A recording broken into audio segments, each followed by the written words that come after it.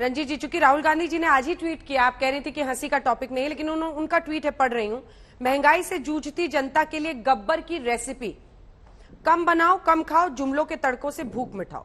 लेकिन मुझे ये बताइए कि ये गब्बर में सुना है आप लोगों का भी हाथ है इस बार। तो ये राजस्थान वाले आपके फाइनेंस मिनिस्टर ने कुछ विरोध ही नहीं किया जब बैठक हुई जीएसटी की। तो देखिए बिल्कुल आपको किसने बताया? टीवी में भाजपा वालों ने बताया। मैं सुधांशु जी को यहाँ पर दावा करती हूँ, हमें वित्त मंत्री ने बताया, वित्त मंत्री की बात कह रहे हैं। वित्त मंत्री जी ये बात सदन में आके कह दे। उन्होंने तभी ये कहा कि सर्वसम्मति कोविड हुआ है, आपको भी पता है, राय थी, आम राय। अन्ना जी पहले सुनिए तो, आम राय थी, सर्वसम्मति शब्द का प्रयोग नहीं किया। उन्होंने कहा आम राय से इसके लिए सब सहमत थे, सर्वसम्मति से नहीं। आप आइए, कोविड के बाद आइए। ये कोविड है या महंगाई का डर है? 14 आप ट्वीट तो कर रहे हैं, लेकिन आप बिल्कुल अलग से एक दूर से कैमरामैन को बुलाइए और वर्चुअल से स्टेटमेंट दीजिए ना। प्रधानमंत्री तो आरबीआई की भी स्टेटमेंट देते हैं, वित्त मंत्री की भी स्टेटमेंट देते हैं, तो पार्लियामेंट आए ना, प्रधानमंत्री तो है ना, उनको तो नहीं हुआ है ना कोविड, बाकी लोग आके देना। हर बार तो वो फाइनेंस मिनिस्टर का भाषण देते हैं। अभी आप भीड़ में भाषण दे रहे हैं, लेकिन पार्लियामेंट में आप नहीं देंगे भाषण, क्योंकि वहां भाषण नहीं चलेगा। हम आपसे जवाब तलब करेंगे और आप उस जवाब का सवाल का जवाब नहीं देना चाहते हैं, क्योंकि आपकी तानाशाह सरकार है। आप बिल्कुल भी अपनी गलतियों को सुनना नहीं चाहते हैं, क्योंकि आप सदन में आएंगे तो आपको बेरोजगारी पे भी बात करनी पड़ेगी, अग्निपथ पे बात करनी पड़ेगी, इस महंगाई पे बात करनी पड़ेगी। आप जवाब नहीं देना चाहते और सिर्फ विपक्ष को बदनाम करना चाहते हैं। सदन का पैसा खत्म होते होते तक रंजीत जी दर्शक अपने ही बाल खींचने लगेंगे। वो ये समझना चाहते हैं कि सुधांशु जी की पार्टी रोक रही है कि आप लोग रोक रहे हैं। वो तो देखते हैं आप लोग नारेबाजी कर रहे हैं, सरकार कहता है विपक्ष नहीं। मैं जवाब दे देता हूँ, जवाब दीजिए। वो कह रहे हैं कि नहीं करेंगे, क्यों नहीं करेंगे? हाँ देखिए, मैं फिर उदाहरण दे रहा हूं।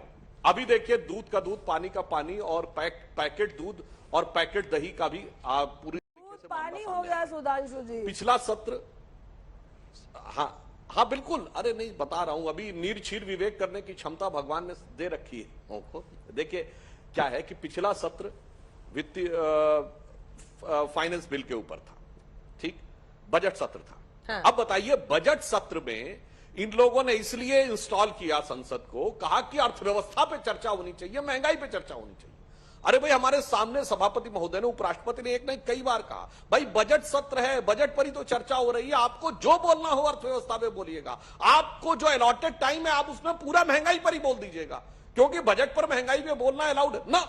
बजट पे चर्चा रोककर अर्थव्यवस्था पे चर्चा करो, ऐसा विचित्र और हास्यास्पद तर्क देते हैं तो देश की जनता के सामने स्पष्ट हो जाता है। दूसरा, अभी रंजीत जी ने यह कहा कि देश में फैली महंगाई पे चर्चा, थोड़ा संशोधन कर दूं, देश नहीं दुनिया में फैली महंगाई है, हम सबके ऊपर चर्चा करने को तैयार हैं। तीसरा, इन्होंने एक बात कही, इनकी बात को मैं स्वीकार, इन्होंने, इनके लिए साधुवाद देता हूं कि इन्होंने एक्सेप्ट किया कि हाँ भाई सब्सिडी का विषय अब समाप्त हो चुका है। अब तीसरा, पैकेज्ड, देखिए पैकेज्ड दही और दूध के ऊपर पहला वाक्य और अंतिम वाक्य में कैसी स्थितियों में परिवर्तन आ गया। पहले में इन्होंने कहा, क्या गरीब और गांव के लोगों को अधिकार नहीं है कि वो पैकेज स्वच्छ वाला दही खाएं, और बल्कि बजाय उसके कि जिसपे मक्खी भिन भिना रही हो वही जीएसटी से मुक्त है।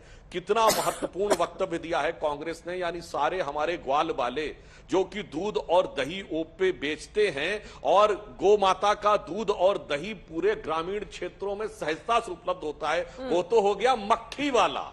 और पैकेज वाला जानते हैं कौन है? वैसे तो किसी कंपनी का नाम नहीं लेना चाहिए, सबसे बड़ी पैकेज दूध और दही की कंपनी कौन है? नेस्ले।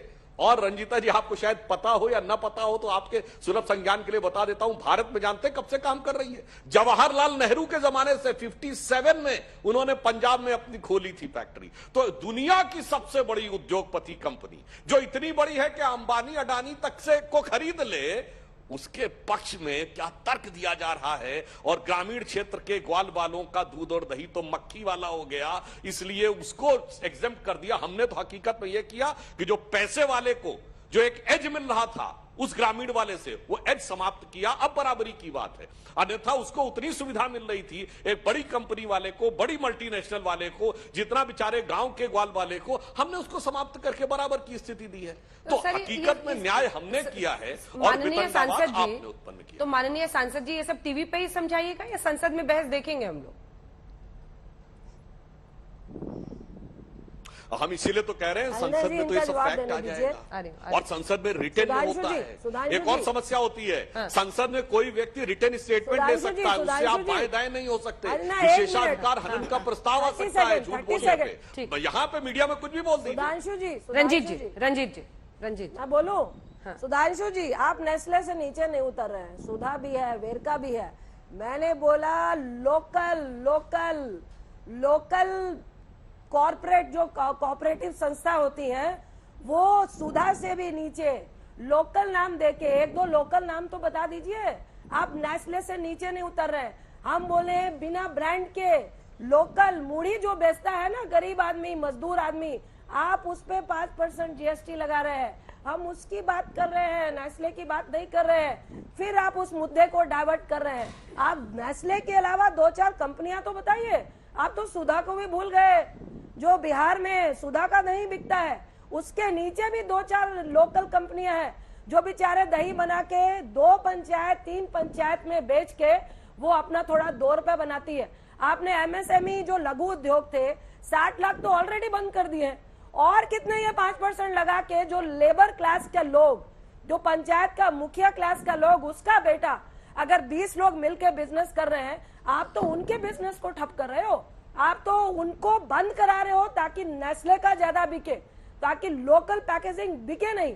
आप आके एक बार पार्लियामेंट में आइए सुधांशु जी, और वहां पे ये बहस कीजिए। और एक पॉइंट आप बोल रहे थे, अभी आप इधर उधर की बात कर रहे हैं। आप ही के प्रधानमंत्री कह रहे थे ना कि रुपया गिर रहा है, देश की आबरू गिर रही है। अरे भाई साहब, डॉलर के मुकाबले 80 रुपए गिर गया। अभी आबरू आप बचाएंगे कि नहीं, इसका जवाब सदन में क्यों नहीं दे रहे हैं? चोर की तरह आप लोगों को टीवी में भेज दिया जाता है इधर उधर की बात करने के लिए। पार्लियामेंट में आके क्यों नहीं जिरह करते हैं? पार्लियामेंट में आके सुधांशु जी ये बात करिए ना कि किसने कौन सी सब्सिडी नहीं दी, किसने आबरू बचाई और किसने नहीं बचाई। मैं एक पॉइंट आपको बताऊं, 59 रुपीज जब डॉलर के मुकाबले हुआ था रुपया, तो विद इन 4 मंथ में मनमोहन सिंह जी ने 59 से 69 हुआ था। विद इन 4 मंथ में उसको दोबारा 59 में लेकर आ गए थे। और आप क्या कर रहे हैं? 43, 53, 60, 70, 80, ये देश की आबरू को आप बेच रहे हैं। और इस आबरू को बचाएगा कौन? ये शब्द का प्रयोग आपने कहा। मैं एक ही बात बोलूंगी, आपको बेरोजगारी पे, महंगाई पे, अग्निपथ पे जिस तरह देश नफरत में जा रहा है, उस पे सदन में चर्चा नहीं करना, क्या ये अनपार्लियामेंट्री नहीं है?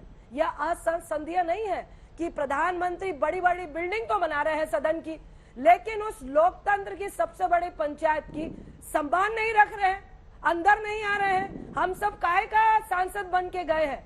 पंचायत में बहस करने के लिए ना, आप उसको सम्मान नहीं देते हैं। आप सदन को हटा दीजिए, आप फरमान जारी कीजिए कि कोई भी आज के बाद विपक्ष का जो एमपी है, सांसद है, लोकसभा हो राज्यसभा हो, आने की जरूरत नहीं है। अगर आ भी रहे हैं तो मुंह में टेप लगा लीजिए। ये असंसदीय है, क्योंकि आप विपक्ष का रोल जो है, आपको आपके करतूतों के लिए आगाह करना, आपकी अगर गलत स्कीमें हैं उसके लिए आपको आगाह करना, आप जो विपक्ष का मुंह बंद करा रहे हैं, ये सबसे बड़ा असंसदीय काम है। और ये घोर जो हमारे देश की सबसे बड़ी पंचायत का सम्मान नहीं रखना है, अपमान करना है। आप बिल्डिंगें बनाइए, आप उद्घाटन कीजिए, लेकिन आप सदन का सम्मान नहीं रख पा रहे हैं।